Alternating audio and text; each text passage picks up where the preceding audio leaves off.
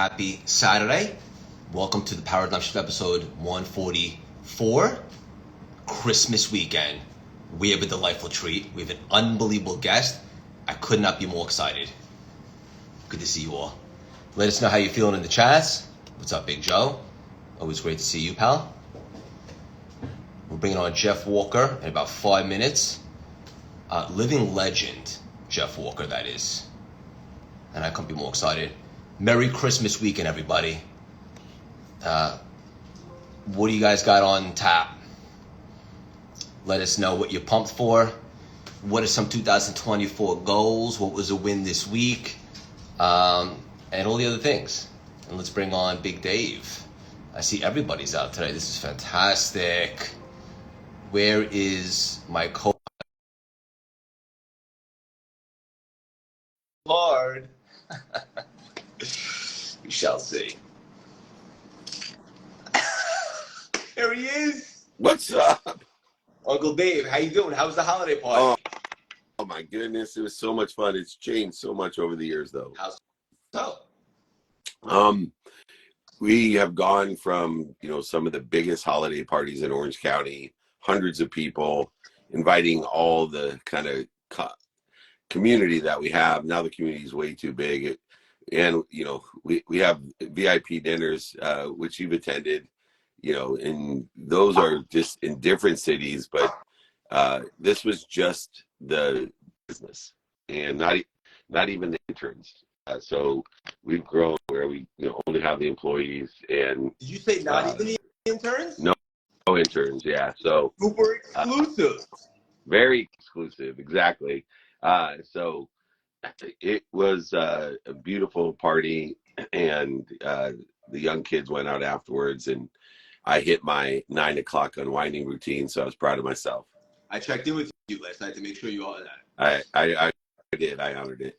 What were those delicious cocktails that you guys said you had? Well, I was drinking a dirty martini and a couple sips of Jaeger wine, a special concoction, and then I think they were drinking espresso martinis.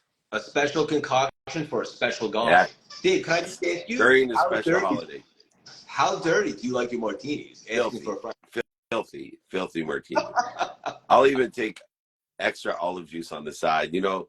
I don't drink too much. I used to drink too much. And so luckily I don't have an addiction to alcohol. So it's very easy for me to have one or two drinks. But you know what they say about martinis? No. One martini's not enough. Two is too many. I use that line in 2-minute drill with 2 minutes for pitching. I always say 1 minute to pitch is not enough. And if somebody doesn't use all the time, I'll tell them two minutes is too many. Fair enough. I love it. I don't want to go in the past, but hypothetically speaking, if this was 20 years ago, Dave, how many martinis would you have had last night? Oh, I just be getting home, so too many to count. Understood. We have an awesome guest on today, Jeff Walker. I can't wait to bring him on, but as always, I'm going to ask you a little bit of a question. As I continue my studies of the Course in Miracles, I found a good juicy nugget this morning I wanted to run it by you. Each day should be devoted to miracles. Time was made so you could use it creatively and convince yourself of your own ability to create. Yeah.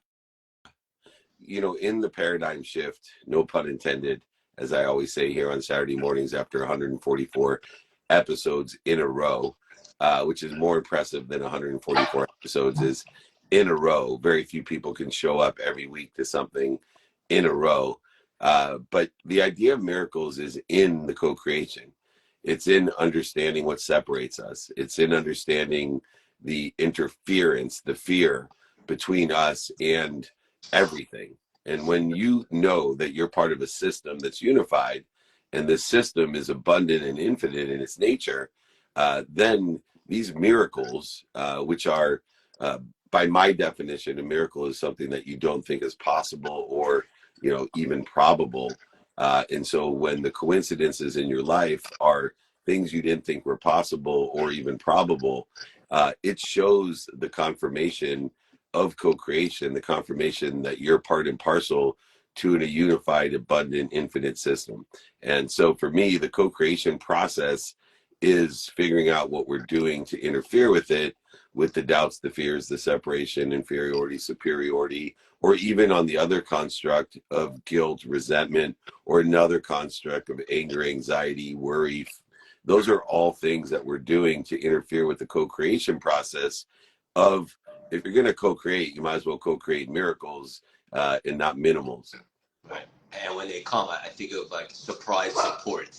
No coincidences. No coincidences, just divine timing of co-creation. Yeah. We're going to bring on juicy juggernaut Jeff Walker right now. We're for Jeff Walker, the juicy juggernaut, all J's in the house. There he is. Hey, Jeff, how you doing? Hey, guys. It's good. I'm doing great. It's good to be with you. Are you holidays? Jeff, we're going to get really weird. Are you ready for us? I've been listening. I'm totally ready to get weird. Yeah. Okay. So I see an unbelievable bookshelf behind you. Let's start right there. Excluding your book, which one's your favorite? I can't answer that question. There's a lot of them back there. I'll just tell you about one that I love right now for the last few years. It's called The Choice. It's by Edith Eger. And Edith was 16 years old in Hungary in the 40s. And when she was taken and put in Auschwitz, and she survived, barely survived, and then spent the rest of her life healing, both physically and psychologically. Became a psychologist. If you've read Man's Search for Meaning by Viktor Frankl, it rhymes with that, and she actually became friends with Viktor quite a bit later. Victor's quite a bit older than her. He was an adult when he went through that. But an unbelievable book that isn't just a story. It's an incredible story that keeps on unfolding and unfolding and unfolding. And she is still alive, and she does Instagram lives right now. I think she's like 90. She's got to be early 90s now. And like every member of my family has read it. I think every human should read this book, because it's about sort of along the lines of what you guys were just talking about how in every moment we have a choice in how we want to react, interact, live in any situation. It is our choice how we show up in every moment. What an awesome start, huh, Dave? Oh yeah. Yeah, we got to get in touch with her and get her on the show. Amazing. Absolutely amazing. It's so funny because I have gone through an evolution in the process of giving, receiving, and witnessing. And the first was through the Course in Miracles, which I turned Greg on to, and understanding giving and receiving are one, had led me to a journey of how is the relationship between appreciation, adding value, acknowledgement, acquiring the knowledge of what we have, and why do so many people not ask? And which led to the quote that Craig just said, which was these miracles and co-creation. In those miracles, I've done training for over 24 years every Friday. This was the 25th holiday training, and it was about Viktor Frankl and the meaning of giving. And the example that I gave, which I know is in The Choice as well, is that I had 3 pennies, and I went up to 3 people and I said, "Hi, I'd like to give you this penny. You can buy a gumball. There's a penny machine right over there. I'd like to give you this penny to the second person. I just want to warn you that this penny is bad luck. It has brought nothing but harm and punishment to me in my life, but you can go buy a penny, the gumball over there with this penny." And the third person, this penny I got when I went bankrupt, and I've had nothing but good luck. This penny has made me over $100 million, and it looks like you need that penny, or you can go buy the gumball over there.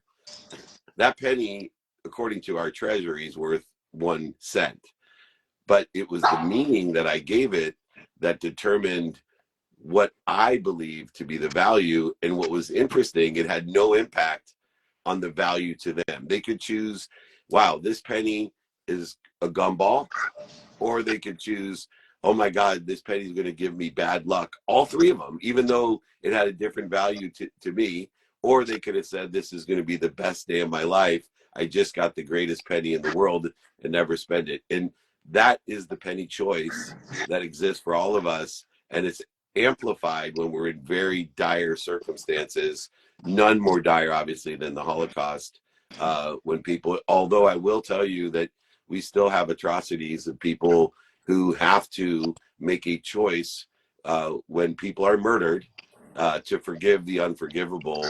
And that choice is about meaning.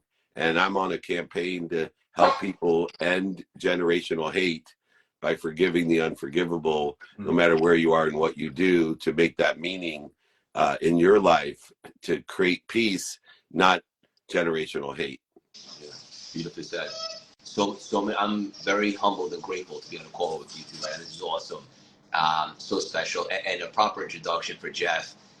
Guys, for our audience and community that might not have been familiar, do yourself a favor. Do a deep dive, play catch up.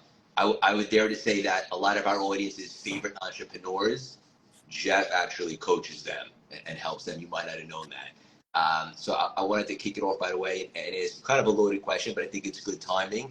How do you create a business plan as we step into the new year, Jeff?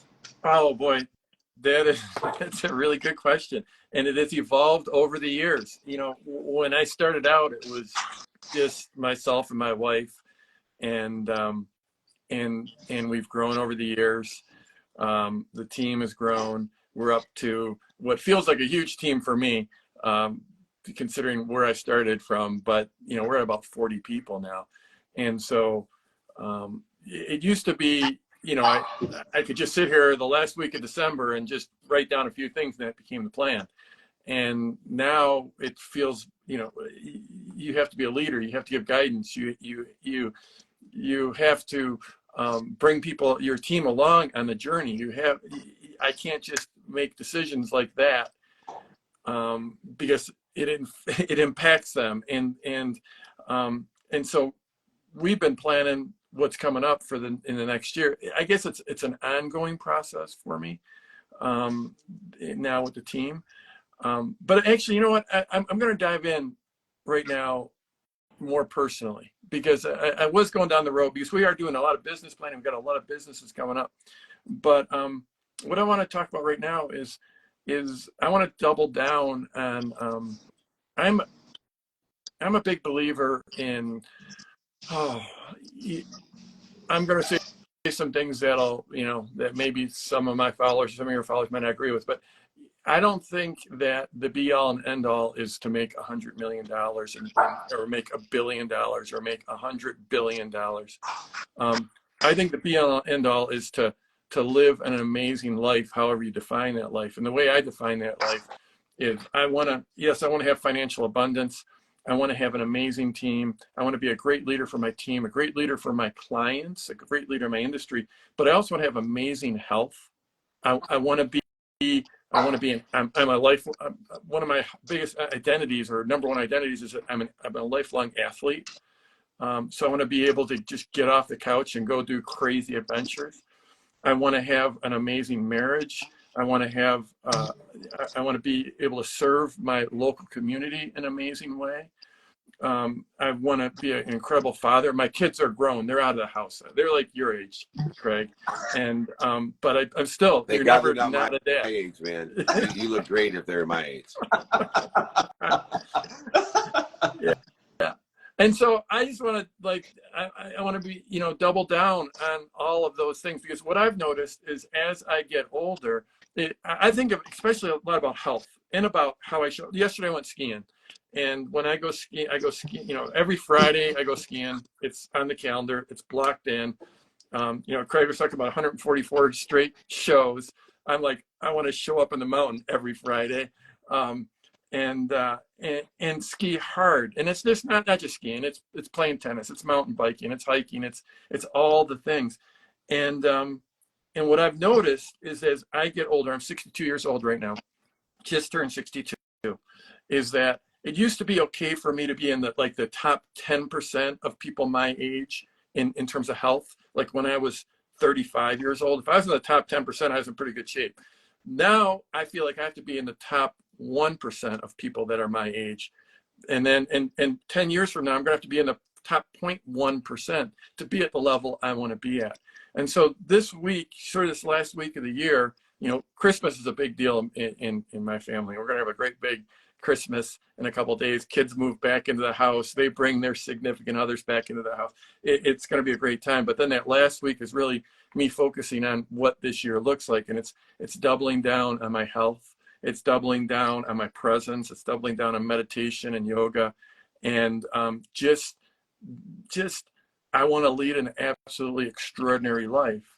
And I think as you get older, it gets harder. It doesn't get easier, but like I'm up for the challenge. Wow. You're speaking my language, Jeff, and just a few years younger than you, and feel the same way. And it's interesting because I've had a unique experience in my life of coming from nothing and making over $100 million, losing it all, making it back. But the way that I made it back was different by taking the exact perspective that you did. I narrow it down to every day that I want to do my best, learn lessons, and have fun. I have non-negotiables, starting with sleep. And, you know, one of the best things I've learned in my journey was non-negotiables versus negotiables, and time is a dependent variable of non-negotiables. So blocked out every day in my calendar is 7 hours. We were joking because I rarely drink, but last night I had our holiday party, but I still adhered to my unwinding routine that starts at 9 p.m. No alcohol, no caffeine, no negative energy conversations, etc. But after that comes about 3 hours that I chart out, not all blocked together, but 3 hours of non-negotiable that starts with my health. Because if I'm healthy, I get as many wishes as I want. And if I'm unhealthy, I only get one wish. Then comes my family, then my faith, then my finance, and then I study time.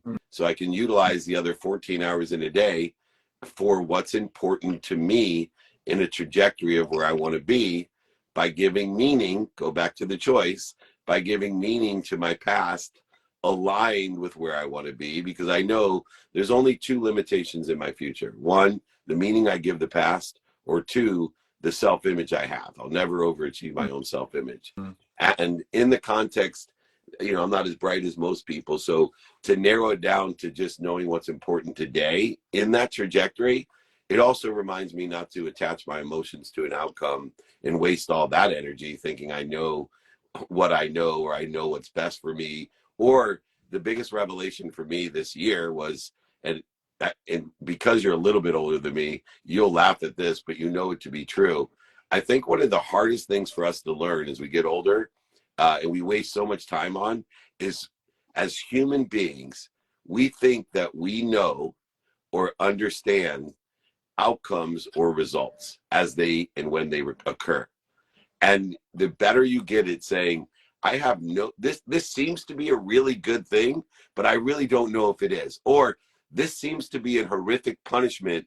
I am sitting eating a bowl of soup with a fish head in it in Germany in 1941 or 42. This seems to be really, really bad. But lo and behold, as 80 years later, we see that one bowl of soup changed millions of people's lives for the better. It may have been one of the most significant promotions and protections to Dr. Viktor Frankl ever to happen. And so I think within what you talk about is lessons that I've learned. And I do think that we both want to impact so many people and have these extraordinary lives, but I don't want to discount it takes money. It doesn't take 100 million. It doesn't take a billion, but it takes the flow, the ease. You can't shop without money. The more you shop, and with the reasons that are aligned with where you want to be, the better it will be. So thank you so much for articulating that. I agree 100%. Craig's giving me the hurry up sign. No, I was doing the money's got to flow. Oh, the money got to flow. Yeah. Okay. Yeah. I was like, that's so rare, Craig. He usually likes me to slow down. He's being so rude so early in the morning. He's being so No, rude. he's never done that before. I'm like, normally he's like, slow down, dude. I don't know. He's like, I don't understand. Slow down. All of a sudden he's like, you're boring the shit out of me, Dave. Just speed this sucker up. So David, when you talked about that routine, not the wind down routine, but the other one, is that a morning routine for you then? So the transcendent. So, and I've worked 17 years on meditation. I have a sleep coach for 17 years as well. And those are my two essential things. But what I believe is the unwinding routine puts me in a position to recover, which is obvious, but two, to access information. And then to utilize that information in the day, I meditate. I utilize theta meditation in the morning for 20 minutes to transcend the information when my ego and conscious is not interfering, and utilize, and that's why I only meditate, by the way, for 20 minutes. People ask me, it's because, like I said, I'm not the sharpest marble. So I have to limit the amount of information I can use. You know, those dudes that go up into the Ganj and they meditate for 30 days. I was like, how do you know what to do with all that information? Like 20 minutes is enough. I got enough for today. Tomorrow, I'll read a few more paragraphs of the universe and then use those paragraphs in my favor. Love it. Love it. Love Yeah. it. Yeah. This is so good. Yeah. So good. We'll land the plane with this final nugget. I want to give some tangible nuggets. And Jeff, you're the king at marketing. And you know, a lot of people that are building a personal brand, they don't like to market, so to speak. But I heard you say something I thought was really powerful. You said that marketing is nothing more than enthusiasm transferred. Is that right? Yeah. Well, I mean, I think there is more to it than that, but that is, and I think that's actually sales, really. It is enthusiasm transferred. It's having enthusiasm. And I mean, if you look at the three of us, I mean, I'm feeling pretty enthusiastic right now. You know, David's obviously pretty pumped up, and Craig, dude, like, he's just like a 50,000 watt bulb going on, and it's funny. So it's like, okay, I think we've all had some pretty good success, right? And it's like, are we enthused every moment of the day? No. Do we have ups and downs? Hell yeah. In fact, we have probably bigger ups and downs than most people, because we're creators. That's the way it is. But I think it is so much enthusiasm transferred. And I think marketing, especially the way I do it, is you're telling the story. You're always, everything you do, if you build a personal brand, you're telling the story of your followers or your prospects or your future clients. You're telling the story of their future success. You're showing them the path of what they can have. And, you know, and you do have to be tactical, and you have to give, you know, strategic and tactical, and give the information and everything like that. But at the end of the day, so much of what we're all doing is we're giving a transformation. We're delivering a transformation to our clients. We're making their lives better. We're taking away pain. We're giving them pleasure in some fashion. And I don't care if you're teaching meditation or if you're teaching how to hit your tennis serve better, or speak another language, or quit smoking. You're delivering some transformation. And you absolutely are going to talk about that and deliver that. But you have to understand that at the end of the day, for anyone to transform, they also have to transform who they are. They have to transform their inner game. So you always need to be taking care of their personal development, of their personal growth. And, you know, it's funny, you know, these comments are flying by real quick, but I saw one go by and it said, you know, Jeff Walker's a scammer. And I think one went by, and I think it said, Craig, I think it said, you're a scammer too. David, I haven't seen that you're a scammer yet, but not yet, but you will. Yeah, It's exactly. But Exactly. also, my girlfriend sells her body apparently too. Hey, how much? I'm just curious. She's super beautiful. I'm just curious. Do you have a price on that? But you know, it's like people are showing up, and it's like they can choose. You know, Yeah. they have a choice, right? They can choose to take in wisdom. They can choose to take in knowledge. They can choose to take in coaching, or they can just flash to, you know what, those guys obviously have got something I don't have, so to make myself feel better, I'm going to say negative things about them. And, you know, I'm not everyone's cup of tea, for sure. So maybe if what I'm not resonating is what I'm saying doesn't resonate with you, then don't watch. And the same thing, David, I absolutely get that there's probably a lot of people that don't resonate with David. And I know there's a lot of people that don't resonate with Craig. That's fine, you know, but like to show up and like tap into the wisdom. And I'm not saying we're wise people, but we've got some experience. And, you know, you can either click away. I mean, if we're not your people, then click away. But if you're not willing to suspend your disbelief in who you can become, then you're never going to become someone that you're not right now. That's a nugget, right, Dave? Yeah, I deal with it as you do all the time. 10% of the people are going to love you no matter what. 10% of the people are going to hate you no matter what. And if you stay consistent with your own essence, your enthusiasm, which is entheos, or root of in spirit of God or source or whatever you believe in, you're going to attract, or you're going to resonate with the other 80% as well. And it will aggregate the community that you want. It will accelerate the growth of that community, and it will accelerate at a pace of exponentiality. And it's almost a ease that comes over you when you're okay with it. I know one thing: hurt people hurt people. It's that simple. And I always tell those people that say bad things about about people, I say, call me. You know, I'd love to help you. I know what it's like to project your insecurities, and I know how to help you so that you can focus in on what you do want in these amazing people. Are these three amazing people that you see here perfect? Not even a chance. You can call my wife. She'll let you know if you're not really sure by watching all my videos how imperfect I am. But more importantly, looking for what you do want is really important. And that enthusiasm, the only thing I wanted to add before we let everyone go is that I think there's a pragmatic side to it as well, in marketing and sales, that people don't realize, which is just practice articulating the quantitative value of and with the enthusiasm that you have, meaning that a lot of people use visible assumptions. They also don't do the work. They do it every once in a while. I love the fact you ski hard every Friday, because that means you're an empty miler. You know, an empty miler was, you know, the top half when we're 35, top 10% when you're 62, and top 1% when you're 72, and etc. But practice articulating the quantitative value of your enthusiasm. Get a comfort level to create this perceived value so that people also, as you state, can share in your enthusiasm. They can share in your inspiration, and they can clear that interference so they don't feel less than or more than or separate from, where they have to hurt people. And utilizing a mindset that is one of unity, of an infinite abundant world, seems to me a best option.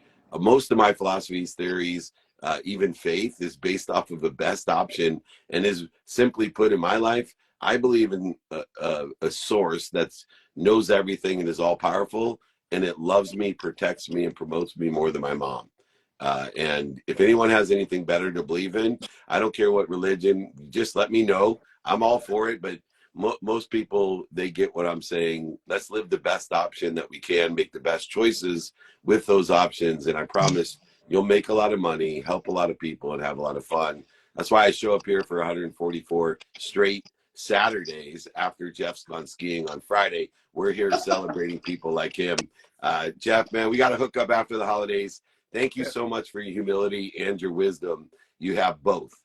Yeah. Thank you. Jeff, love you so much. Is there something that you're working on right now that we can send our audience to support you, or is there anything that you're really excited about right now? Let's see. What I put out a video every week. Go to jeffwalker.com. I don't know if I've got 144. Actually, I probably got 500 or 600, but I've missed a few, so they're not consecutive. They're not. I haven't done 144 consecutive, but I've done about 550 of them. Or if you want to learn marketing, learn about my marketing, it's productlaunchformula.com. Okay, and one final bite-sized Christmas nugget for the audience. Go. Oh boy, geez, you just don't put any pressure on ever, Craig. The bite-sized nugget is that in your marketing, you have to understand, and this is going to sound harsh, but who's ever looking at your stuff, they don't care about you. They just you have to get over yourself. They don't care about you.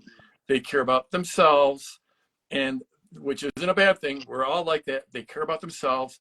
They want their lives to be different in some way. And so you have to, in that 3 seconds where they see you, you have to catch their attention and then just focus on them, focus on their story and how they can become more successful and how they can have a better, fuller life. Done and done.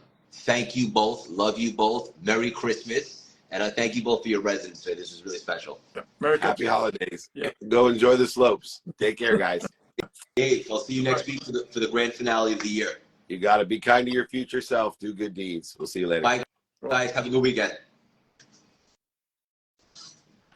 That was awesome, guys. If you weren't already, check it out and follow everything that Jeff has going on. Give him a follow. Check out all the stuff, the marketing, all the brilliance.